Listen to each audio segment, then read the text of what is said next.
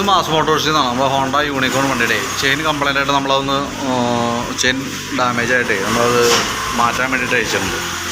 അപ്പോൾ നിലവിൽ chain sprocket നല്ല രീതിയിൽ ഉപയോഗിച്ച് തീർന്നതാണ്. അപ്പോൾ അതിൻ്റെ 2 സ്പോക്കറ്റും ചെയിനും കൂടിയിട്ട് സെറ്റാണ് നമ്മൾ മാറുന്നത്.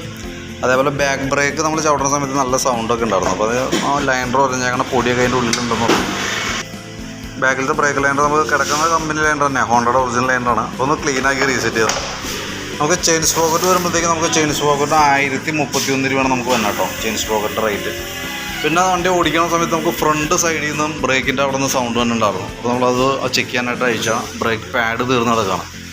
ബ്രേക്ക് പാഡ് ഫുള്ള് തീർന്നിട്ട് അത് ഡിസ്കുമ്പോൾ കയറി പിടിച്ചു തുടങ്ങിയായിരുന്നു. ഇതാണ് അവസ്ഥ കേട്ടോ.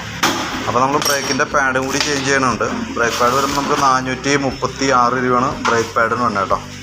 പിന്നെ ഓയിലിൻ്റെ ലെവൽ വെറുതെ ഒന്ന് ചെക്ക് ചെയ്തതാണ്. ഓയിൽ ലെവൽ ചെക്ക് ചെയ്യുമ്പോൾ നമുക്ക് ഈ സ്റ്റിക്കിനകത്തൊന്നും കിട്ടാനില്ല കേട്ടോ. അപ്പോൾ ഇതിനകത്തേക്ക് ഓയിൽ ഒഴിക്കുന്നതിലും നല്ലത് ഓയിൽ മാറ്റണതായിരിക്കും നല്ലത്. ഓയിൽ ലെവൽ തീരെ കുറവായിട്ടാണ് കാണുന്നത്. സ്റ്റിക്കിലില്ല എന്ന് പറയുമ്പോൾ തന്നെ ഏകദേശം നമുക്കൊരു 300 മില്ലിയോളം ഓൾറെഡി കുറവുണ്ട്. അപ്പോൾ പിന്നെ ഇത് എത്ര ഉണ്ടെന്നുള്ള ദിവസം നമുക്ക് ഊറ്റുമ്പോഴേ അറിയാൻ പറ്റുള്ളൂ.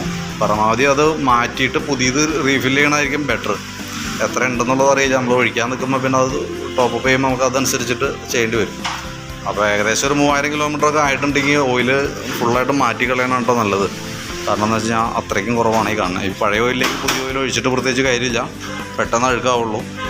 അപ്പോൾ അത് നോക്കിയിട്ടൊന്ന് പറയാം. ഓയിലിൽ നമുക്ക് ഓയിൽ ലെവൽ കുറവായതുകൊണ്ട് നമ്മൾ ഓയിൽ ഊറ്റിയിട്ടുണ്ട് കേട്ടോ. എന്തെങ്കിലും ഓയിൽ ചേഞ്ച് പറഞ്ഞിട്ടുമുണ്ട്. അപ്പോൾ നമ്മൾ നോക്കുമ്പോൾ ആ കൂടിയുള്ള ഓയിലാണ് ഈ കാണുന്നത്. നമുക്ക് 1 ലിറ്റർ ഓയിലാണ് എഞ്ചിനിൽ വേണ്ടത്.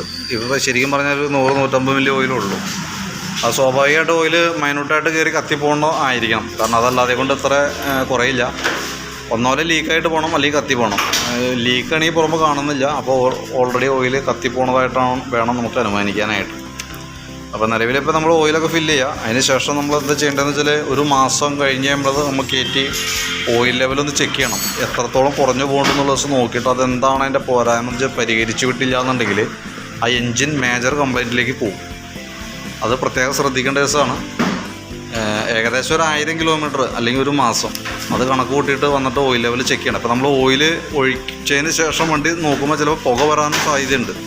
കാരണം ഇത്രയും ഓയിലും കൊണ്ട് എൻജിൻ ഹെഡിൻ്റെ ഭാഗത്തുള്ള ലൂബ്രിക്കേഷൻ എന്തെങ്കിലും നടക്കില്ല. സിലിണ്ടർ പിസ്റ്റൻ്റെ ഭാഗത്തുള്ള ലൂബ്രിക്കേഷൻ എന്തെങ്കിലും കിട്ടില്ല. അപ്പോൾ ഓയിലില്ലാതെ ഓടി അങ്ങനെ സ്ക്രാച്ച് ആയിട്ടുണ്ടെങ്കിൽ നമ്മളിപ്പോൾ ഈ ഓയിൽ ഒഴിച്ചിട്ട് വണ്ടി സ്റ്റാർട്ട് ചെയ്യുമ്പോൾ പുക വരും. ഓക്കെ, ഇനി പുക കണ്ടില്ലെങ്കിൽ പോലും നമ്മൾ ഈ പറഞ്ഞ 1000 കിലോമീറ്റർ അല്ലെങ്കിൽ 1 മാസത്തിനുള്ളിൽ കയറ്റിയിട്ട് ഓയിലൊന്ന് ചെക്ക് ചെയ്ത് നോക്കണം കേട്ടോ. അതല്ലാന്നുണ്ടെങ്കിൽ എൻജിൻ ഫുള്ള് ഡാമേജിലേക്ക് പോകും. പ്രത്യേകം ശ്രദ്ധിക്കണം. ഞാൻ ബാക്കിയത്തെ ചെയിൻ സ്പോക്കറ്റ്, എൻജിൻ ഓയിൽ, ബ്രേക്കിൻ്റെ പാഡ് ഇതെല്ലാം കൂടിയിട്ട് അതിൻ്റെ ലേബർ ചാർജ് അടക്കം ഏകദേശം എത്ര കോസ്റ്റ് വരുന്നൊരു അപ്രോക്സിമേറ്റ് ഒരു എമൗണ്ട് ആക്കിയിട്ടേ ഞാൻ അതിൻ്റെ ഡീറ്റെയിൽസ് ഒന്ന് വാട്സാപ്പിലേക്ക് ഒന്ന് ഷെയർ ചെയ്തോ കേട്ടോ. ഇവിടെ കംപ്ലീറ്റ് ആവണുള്ളൂ. നോക്കിയിട്ട് വിളിക്കാം. ഓക്കെ.